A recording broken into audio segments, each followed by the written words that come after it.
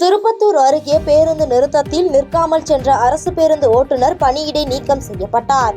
திருப்பத்தூர் மாவட்டம் வாணியம்பாடி அடுத்த கொத்தக்கோட்டை பேருந்து நிறுத்தத்தில் அரசு தேர்வு எழுதுவதற்காக 12ஆம் வகுப்பு மாணவி காத்திருந்தார்.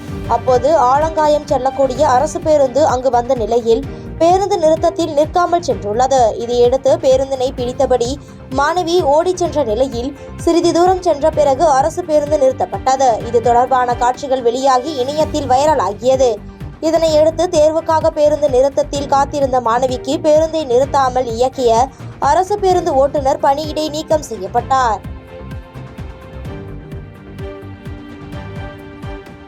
பாதகம் செய்பவரை கண்டால் நாம் பயம் கொள்ளலாகாது பாப்பா.